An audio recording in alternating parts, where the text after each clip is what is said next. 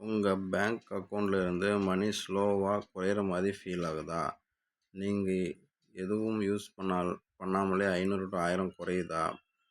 அப்படின்னா இந்த வீடியோவை முழுசாக பாருங்கள். உங்களுக்கு தெரியாமல் நடக்கிற பேங்கிங் ட்ரிக்ஸ் எல்லாம் சொல்ல போகிறேன் ஸ்டெப் பை ஸ்டெப்பாக. வாங்க ஃபஸ்ட்டு பார்க்கலாம். ஃபஸ்ட்டு ப்ராப்ளம் என்ன ப்ராப்ளம்னு சொல்லி பார்க்கலாம். நம்மளை மாதிரி நிறைய பேருக்கு தெரியாமல் பேங்க்கில் சில ரூல்ஸ் இருக்குது. அதை ஃபாலோ பண்ணலைன்னா ஆட்டோமேட்டிக்காக ஃபைன் டிடெக்ட் ஆகும். அதுவும் நாம் மிஸ்டேக் இல்லாமல் கூட மணி லாஸ் ஆகும். ரீசன் என்னன்னு சொல்லி பார்க்கலாம். ஃபஸ்ட்டு மினிமம் பேலன்ஸ் மெயின்டைன் பண்ணணும்.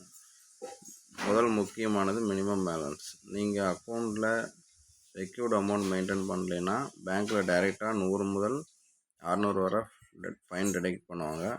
மாதம் இப்படி தான் லாஸ் ஆகும்.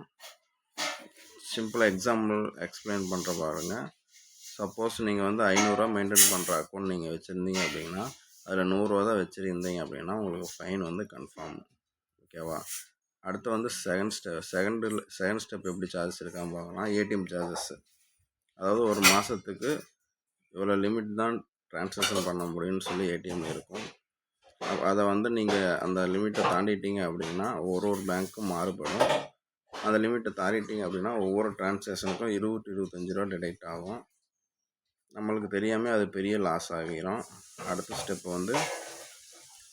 Hidden charges. அதாவது ஹிடன் சார்ஜஸ்னால் என்னென்னா SMS alert charges, debit card annual fees, maintenance charges. இவையெல்லாம் ஸ்மால் அமௌண்ட்டாக தான் சேர்ந்து பெரிய லாஸ் ஆகிரும். நெக்ஸ்ட்டு பெனால்ட்டி அந்த லோன் சார்ஜஸ். நாம் இப்போ லோன் எடுத்திருந்தோம்னா கவனமாக இருங்க. இஎம்ஐ லேட் ஆனால் பெனால்ட்டி, ஆட்டோ டெபிட் ஃபெயில் ஆனால் சார்ஜஸ் இவையெல்லாம் வரும். இது அன்னெசரி லாஸ் ஆகும். ஓகே, இதுக்கெல்லாம் நம்ம இப்போ என்ன சொல்யூஷன், எப்படி சால்வ் பண்ணலான்னு சொல்லி பார்க்கலாம் வாங்க. இப்போ இந்த ஃபைன்ஸ், இந்த எக்ஸ்ட்ரா சார்ஜஸ்லாம் அவாய்ட் பண்ணால் என்னென்ன பண்ணணும்னு பார்க்கலாம் வாங்க. ஃபஸ்ட்டு நீங்கள் என்ன பண்ணணும்னா பேங்க் ஸ்டேட்மெண்ட்டு ரெகுலராக செக் பண்ணணும். அப்புறம் மினிமம் பேலன்ஸ் மெயின்டைன் பண்ணணும். மினிமம் பேலன்ஸ் அக்கௌண்ட்டாக இருந்துச்சுன்னா தேவையில்லாமல் சர்வீஸ் எல்லாம் இருந்துச்சுன்னா ஆஃப் பண்ணிடுங்க. அதாவது உங்களுக்கு தேவைப்படாமல் ஏதோ சர்வீஸு இந்த மாதிரிலாம் இருந்துச்சுன்னா அதெல்லாம் ஆஃப் பண்ணிடுங்க. ஏடிஎம் யூசேஜ் லிமிட் யூஸ் பண்ணுங்கள். அதாவது ஒரு மாதத்துக்கு 5 டைம் தான் எடுக்க முடியும்னா 5 டைம் எடுங்க. அதுக்கு மேலே எடுக்கிறத கொஞ்சம் அவாய்ட் பண்ண பாருங்கள்.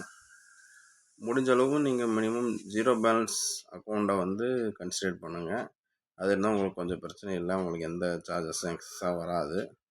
அதை நீங்கள் கன்சிடர் பண்ணுங்கள். நான் வீடியோவிலையும் நிறைய 0 பேலன்ஸ் அக்கௌண்ட் எப்படி ஓப்பன் பண்ணுறதுன்னு நிறையா போட்டிருக்கேன்.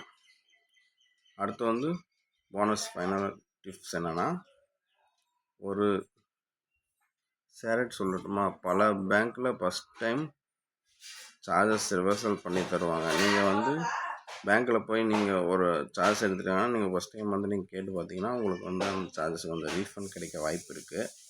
அதனால் நீங்கள் பேங்க்கில் போயிட்டு ஒரு டைம் ட்ரை பண்ணி பாருங்கள், இந்த சார்ஜஸ் திருப்பி தரத்துக்கு என்ன வழின்னு சொல்லி. இதெல்லாம் நீங்கள் பண்ணிங்கன்னா உங்கள் பேங்க்கில் இந்த சார்ஜஸ் நீங்கள் லாஸ் பண்ணாமல் நீங்கள் பார்த்துக்கலாம்.